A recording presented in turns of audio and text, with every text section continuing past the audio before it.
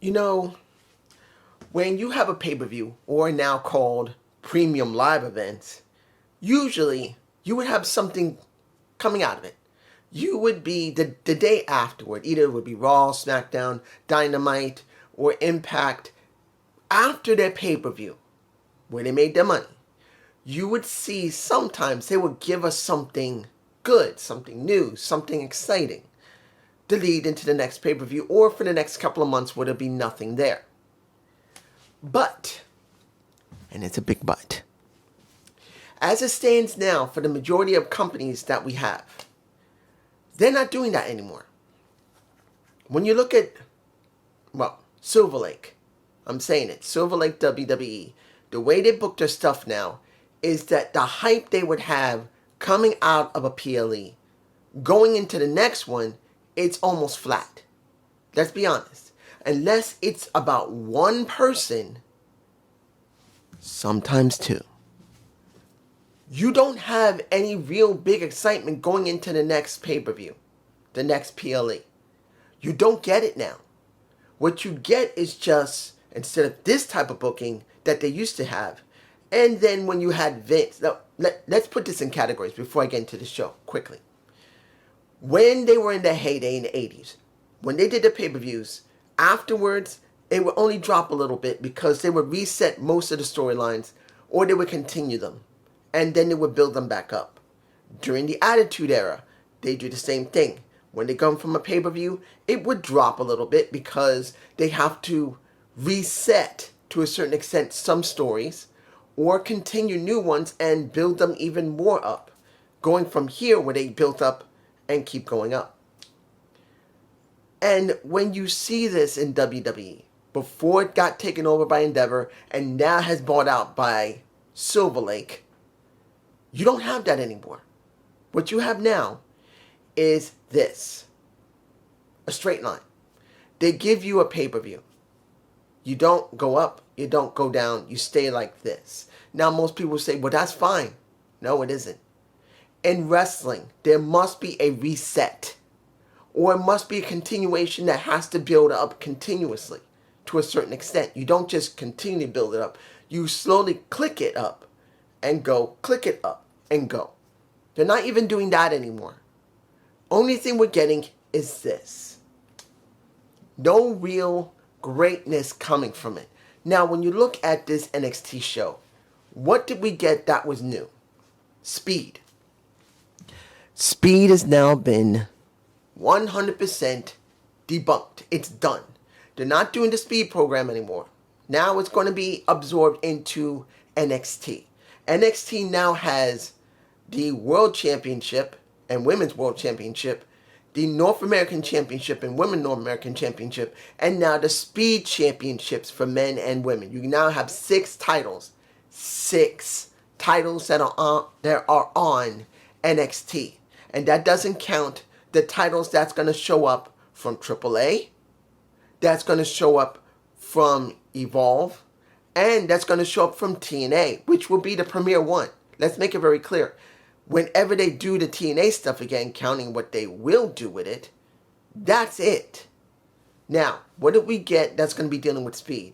Generally speaking, you're going to get one person from Raw for the women, one person from TNA, and I believe that's Xia Brookside, and one person that's already on NXT. I can't remember it right now. But, and I'm going to say but, this is what I'm thinking. And this might be telegraphing it.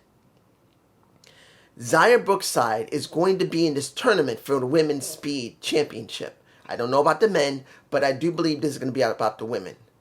If Xia Brookside, and I don't think she will win it, but if she wins, it's supposed to be AAA. They got one person from Raw, one person from AAA, and one person from TNA. That will be going up against a Soruka, counting on which one of these women win their tournament. But the point here, if Xia Brookside wins the Speed Championship, you will see 100% that TNA is just not being treated well. You just had TNA have their title being held by JC James. And now instead of reversing it back and maybe building up to Bound for Glory where the NXT title could be up for grabs, which it should have been, if she wins that title, that shows you how much care they have for TNA, that they're going to only let the most lowest tier, lowest fruit title end up in the hands of a TNA wrestler. I'm just saying. I'm not saying that could happen. I'm just saying. First, let's go to Monroe versus Kiana Jordan. This was set up after Heatwave. I'm not going to tell you that was a great building into it. It wasn't. They would just want something to continue the Jordan Grace and the Blake Monroe story, and they're using Kiana Jordan as a catalyst. She won the last time because of countout. Now we have this match, which was fine. I mean, it wasn't a bad match between the two. But then when you see Jordan Grace coming out, chasing her down again because she ran out of the arena but couldn't get out because the doors were chained. She had to go back into the ring. Jordan didn't touch her. She went back into the ring, and she got her butt kicked by a Kiana Jordan. Now, do I care about that? No. Don't care about Kiana Jordan getting the win on Blake Monroe. This is about the story between Blake and Jordan Grace. I do not know where the story is going to go between the two, but I do know that at this point, one of them eventually must go to the main roster, maybe by the end of the year. Now, do I believe Blake Monroe is going to do it? No, it should be Jordan Grace. She's ready. Jordan Grace is ready to go to the main roster, but do I believe they're going to throw on the main roster? No. I think they'll do that maybe by Royal Rumble. That's what I'm thinking. So she's got to have something to do, so she's going to work with Blake Monroe for a little while.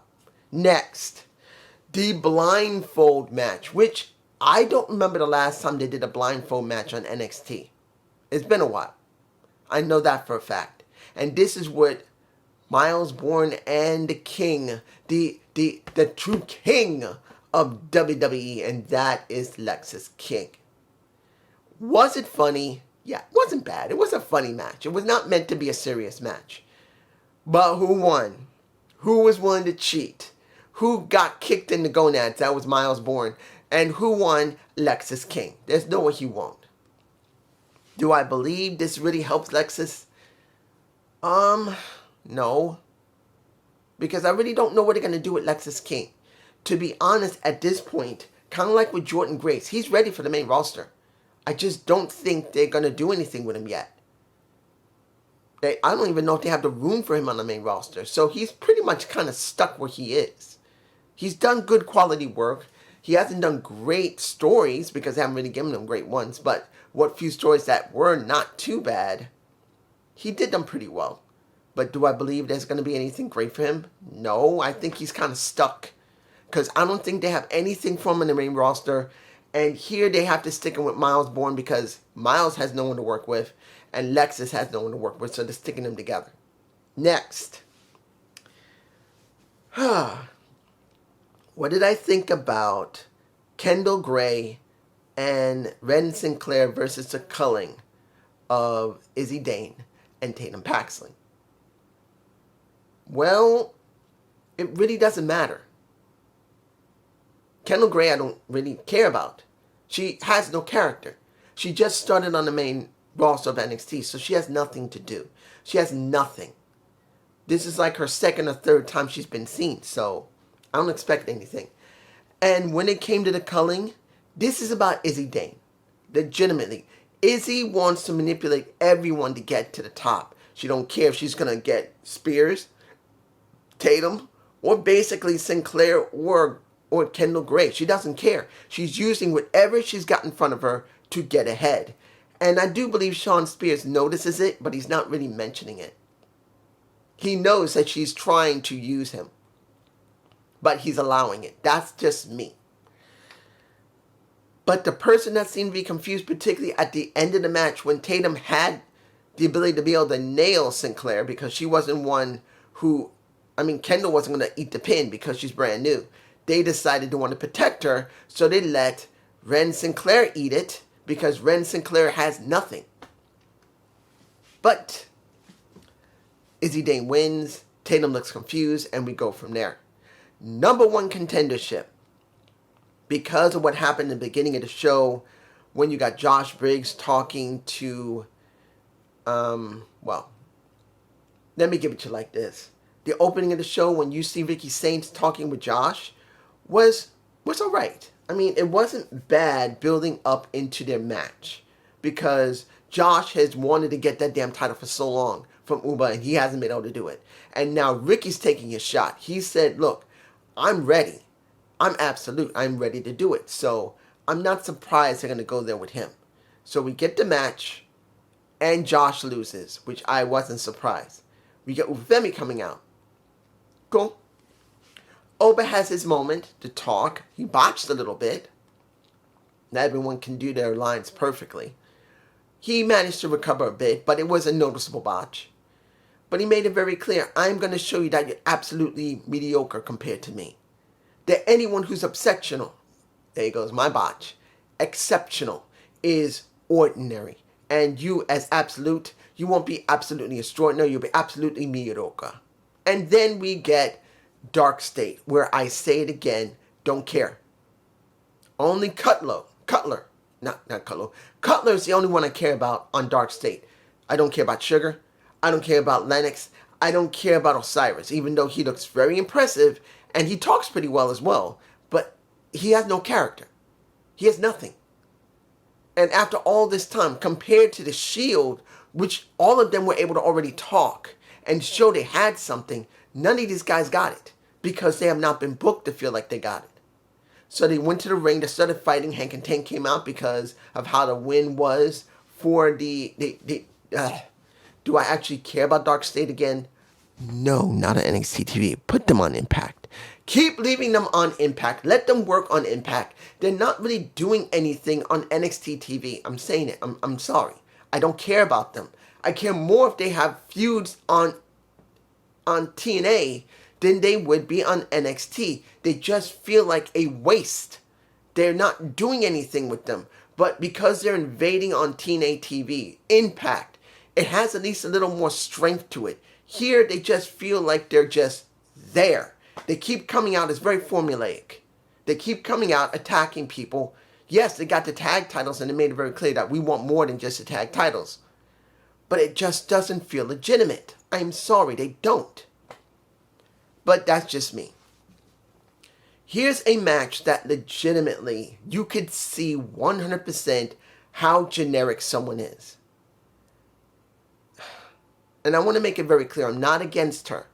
I'm not. It's just that this is very new and they got nothing for her. And that is Tyra Steele versus a Alba Fire, who used to be UK champion and now is doing that. Let's make it very clear. Tyra feels like a generic Kurt Angle. She has no personality. None. Tavion Heights may have more development than her, but both of them at this time really don't have any characters. Tavion is just the simple All-American wrestler, and now Tyra feels worse than him. You know why? Because she's doing not just the same thing as him, she's trying to make herself even more hyped than him. If she wasn't doing the ankle lock, I would have been more impressed if she did another submission move. But what move did she do? She does the exact move as Tavion does. The ankle lock. That's the problem when it comes that you got two All-American wrestlers that both of them tried to go for gold. One did get gold. The other one went for the Olympics. And when you feel it, it feels like a bite off of Kurt. One that's much younger than him, and a Tavion, and another one that's a woman who's trying to crank it to 11 compared to Tavion. I don't feel anything for them. They need to be different. Look at Chad Gable. Yes, he has done the same moves as Kurt Angle, but at least he has varied it up. He learned a while ago that he can't do the exact moves like Kurt. When he does his chaos theory and he grabs that person and flips them over, and that's how he does his win, that is his signature move. It is not the ankle lock. Tavion is doing the ankle lock because that's all he's got. Tyra is doing the ankle lock because that's all she's got. They got no personality and they got no real signature finishers. They're just And that's not meant to be a knock against them. They just have no development. If they work hard enough, they can prove they can do more than just an ankle lock and just froze.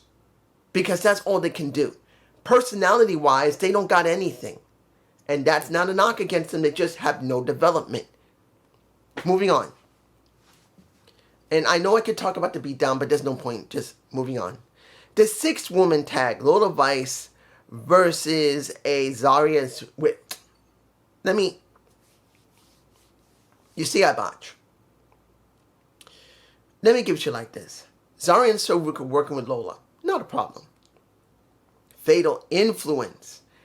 There is where it's getting not interesting, but it's becoming typical. Jasmine is getting frustrated because neither Fallon or JC are really considering her. She wants a speed title, but what's going on? It's going to be Fallon who's going after the speed title. And it's not Jasmine. And even though JC's made it very clear, you're the one that caused me to lose, which she did, I can see that they're beginning to try and break them up because it is time. Fatal Influence, like Toxic Attraction, they need to eventually break apart. It's eventually going to happen. But here's the thing that needs to be understood. Where are these women going to go? If they're going to begin to break them up, the problem I see is that one of them needs to leave the main roster of NXT. That's the truth.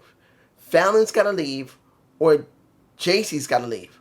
One of them needs to go to the main roster because when they break these 3 up, yes, they'll feud with each other for a little while, but then they need to be separated permanently, and you can't do that on the same roster. They need to be completely separated from each other. And I don't think they're ready for that. We had a match. It wasn't bad. Lola wins. The one who had to eat the pin was Fallon. And Fallon is supposed to go after the speed title. Yes, we did see Reed at one point looking at Soruka, but Soul was the one who did the Soul Snatcher.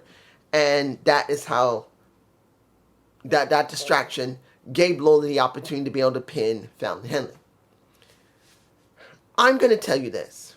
When you saw Heatwave compared to Forbidden Door, the matches on Forbidden Door were better. Let's make it clear. They were better. But there was barely any story for Forbidden Door. That was the major issue. There was no development. And if anybody says, well, they're in Japan. No. No, they could have done it months ahead of time. A month or 2 ahead of time, Tony could have started booking them correctly. All he did was just get the booking done with no story behind them. We should have had story behind Forbidden Door, and we had very little to none. Now you look at Heatwave, we had some story and character development, which was fine. But now coming out of it, like I said earlier in this review, instead of people being cranked down so they can be built back up because some storylines have been reset, we didn't get that. We're getting everything just staying like this.